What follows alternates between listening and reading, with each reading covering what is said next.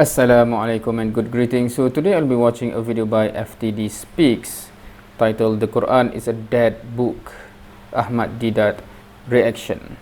So I believe Leroy here will be reacting to a video of Ahmad Deedat, and I'm not sure whether this is a quote from Ahmad Deedat himself or some question to Ahmad Deedat about the Quran is a dead book. I'm interested. So without further ado, let's watch. Hey FTD fam, welcome back to another episode. I have this Ahmad Deedat video where he's going to be looking at the Quran being a dead book. Yeah, really, what's this all about? I've seen a lot of Ahmad Deedat videos, but this one is a first, so let's take a look.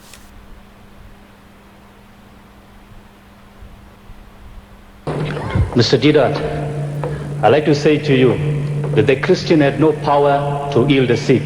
We don't do no healing. If we could do healing, we will empty R.K. Khan's hospital. And if we could do healing, we will empty every hospital in the world. We don't do the healing. Only Jesus does the healing through us. And I want to say something not relating to the topic. I'd like to ask the chairman if I could. No, you are allowed to ask questions at this stage, not to make statements. It's going to make matters too complex and heavy. Well, I won't be long. I just want to make one statement. You keep us here for the entire matter. Perhaps a gentleman waiting there. Not even half a minute. I'm sure Mr. Deedat would like to hear what I'm going to say. Mr. Deedat? Yes, sir. You may ask questions, not make statements. I'm afraid I'll have to ask you to leave unless you want to put the statement in the form of a question. That might be acceptable. Would you like to phrase your statement in the form of a question? All right, I'd like to ask him a question. Please do. How much of power does the Quran has to save a person's life, give him a joy and a reason for living like the Bible?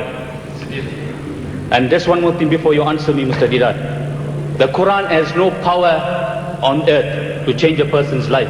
And hear me out. It is a dead book. It is unreachable, unidentified. I think you've asked the question. Okay, thank you, Mr. Deedat, and hope it sink into your spirit. Thank you. It's a dead book. See how Ahmad Deedat responds to this. Silence, please. Silence, please. You see, this is the proof. This is the proof. This is not unique to this hall.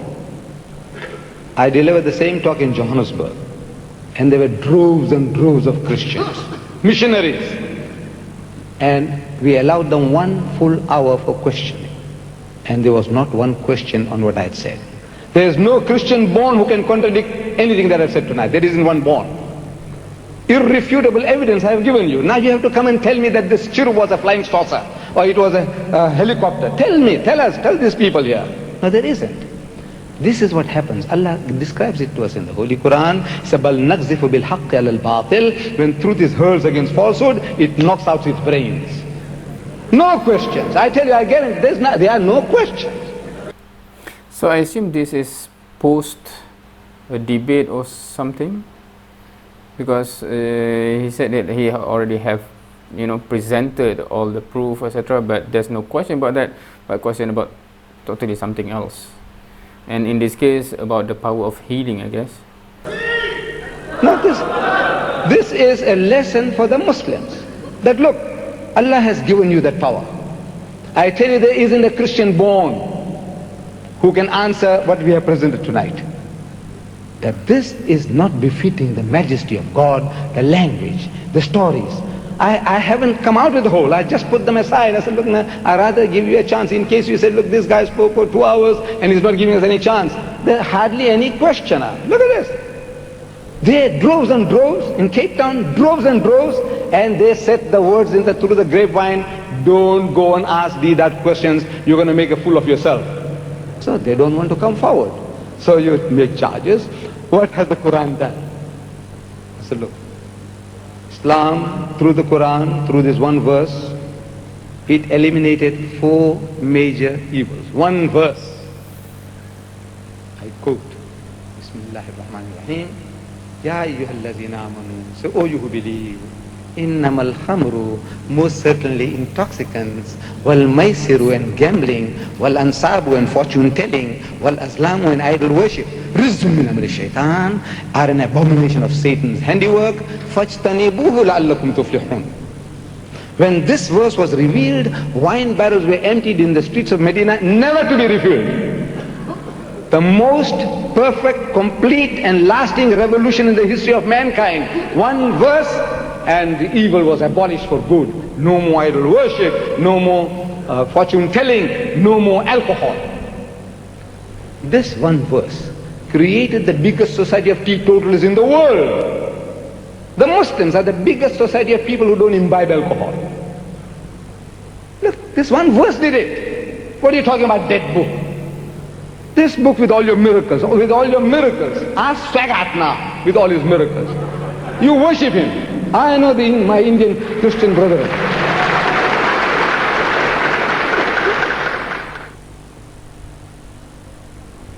The lies that he has been speaking. Jim Baker, the lies. Gorman, the lies. Can't you see? Bluff, big bluff. What are you talking about? Look, in South Africa, alcoholic consumption. Statistics, they tell us that the Muslim is the lowest alcoholic consumption in the country. Right. These are your statistics. They have no statistics for Africans. They have no statistics for Indians. But they say the colored community, 5 times the amount of alcoholics as any other race in the country. 5 times the amount. The Malay is a color. It's a Muslim color. That's the identity he carries. That is the color identity card. He lives with the colors. The Muslim Malay, the lowest in the country, the Christian colored, 5 times the amount of any other race in the country. This is what your book has done. I said 8% of the white people who read this book, incest are committing incest. 13% of the American people are committing incest. What are you talking about changing your life? I want to know what life it has changed. What is this? Come forward. Look, I said that what I have presented to you, I presented a case to you. I said, look, this is not befitting God. This is not the word of God. Contradictions abound. You say one or none, 36,000 difference, 4 or 40. Jesus, come on, man, come on. And you want me to give you more?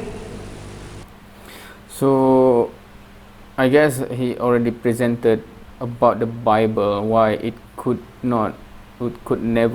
never be from God, right? From what I can gather here. And no one refuted any of those points. That's You read the book of Ezekiel, chapter 16, verse 25, read it. No, you don't know the book. He said nothing about the Bible. He doesn't read the Bible. He's a newborn Christian. He's a new Christian. He doesn't read the Bible. Jesus saved him and it heals people. What is this? I have spoken for an hour and a half. Were you listening? Was my English too hard on your ears? What is it? What has happened to you?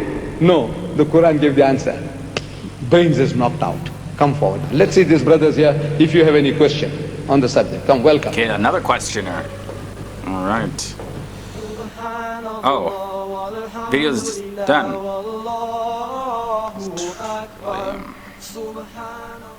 In how many years did that society get transformed? Oh, another part of it. Okay. 23 years. This is even Orientalists agree. Okay, the Quran is being claimed as revelation. I won't say it is revelation from the Kafir's point of view. We know it's revelation. He says it's being claimed as revelation at his age of 40, and it stops at the age of what? 63, 23 years. In 23 years, this man starts at single-handedly, one person.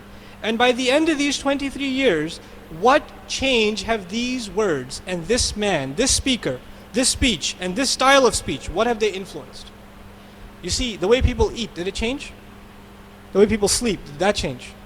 Did the way people deal with their family change? Did the way people schedule their day change? Did the way people speak to each other change? Did the way they do business change? Did the way they go to the bathroom change? Did the way they dress change? The question isn't what changed. You know what the question is? What didn't change? Everything changed. Everything changed. Whenever there's quote-unquote revolution in society, it's either economic or it's political.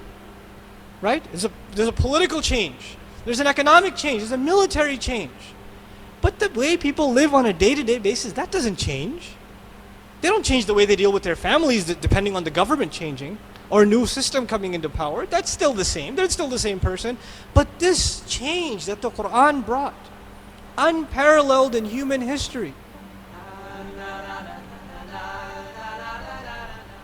Okay, so I'm really gonna just comment on the first part of the video that I saw with Ahmad Deedat and the questioner. And it's one thing that I've noticed quite often is that when people go up to ask a question at a debate, generally it's prefaced with a bunch of different statements to try to discredit what the person says, and that takes up a lot of time.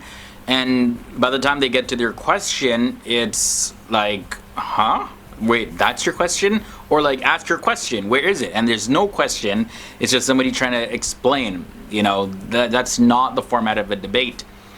If you have a question to clarify something, or you didn't understand something, or you want to make a statement in the form of a question, you can do that. But it's just, yeah. And I kind of understand why that happens, because if you're watching somebody and they're debating and they say something that contradicts what you believe, first thing that we want to do is go and fix it and correct them and just educate that person. And like, how could they say something against what I believe? You know, a lot of it is just our own ego and our own personal beliefs. Sometimes it's hurt because somebody disagrees. But at the end of the day, though, is it really the best option to try to throw back insults at another person just because they debated and brought up some different points that contradict your beliefs? It happens. It happens all the time. You know, conversations that I have, you know, when it comes to religion and spirituality all the time, it contradicts a lot of people, and they don't understand my beliefs, and then they want to come and tell me how it is that I should believe. And at the same time, I'm like, whoa, but what are you doing here? You know, you got your belief. It doesn't matter if mine contradicts yours. You got yours. Sure, I'm open to hear, but end of the day, just ask. Don't necessarily just try and tell and convince. Ask. Get to know people, you know? And that's sort of the approach that I take. I want to ask. I want to always know why someone believes what they believe. Why do they say that? You know, the questioner's point in this video, really, he was just trying to say that the Quran doesn't actually change anybody's lives. The Quran doesn't do this, it doesn't do that, it's dead. But yet there are, what, almost 2 billion Muslims in the world that are like, actually, no, what I read in this book changed my life. So you can't eliminate people's experience.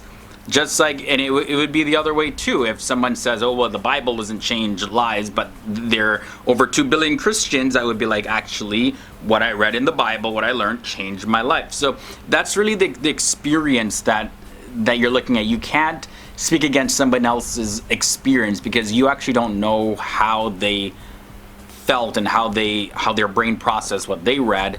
And you can't nullify a person's experience because that's their experience that's unique to them. It just really would have been better if the questioner asked for clarification, or, hey, you said this, but I am having trouble. Can you da da da da da da da? And then Ahmad Deedat would respond, and he would probably learn something, or maybe Ahmad Deedat in his talk would have said, oh, I actually left this out, and maybe I should have said it this way instead. But you could see like the tension in the room, guys, like that got heavy. You know, he got heated. Ahmad Deedat, he pushed back a little bit, like, this is nonsense, what are you talking about, kind of thing. You know, so maybe that's necessary sometimes, but really just to kind of maybe avoid all of that, it's okay if somebody disagrees and says something contrary to your belief. And if you want to find out more, simply just ask. Honestly. Alright guys, so that's just my 2 cents on this. You guys know me already, but I'm curious to hear your thoughts and comments. Alright, so that's it. I guess to the title of the video, Quran is a dead book, which basically the point that the questioner trying to make. I think Ahmad Deedat already answered that question. I do not have anything to add, or do not need to add anything. But of course, the maker of the original video actually add a portion of Nu'man Ali Khan talk there about the fact that how the Quran changes the society in the 23 years, and it is an unparalleled level of change. Just I guess the intention of the maker of the video want to re-emphasize that point as well. Yeah, of course, Leroy, because he wanted to watch the portion of Ahmad Deedat only, right? So he commented on that. It is interesting if he actually, someone else suggested for him to react to the Noman Ali Khan speech or talk, and commented on that as well. But anyway, that's just my reaction to this video and his reaction. What do you think? Yep. Thank you for watching. See you next time.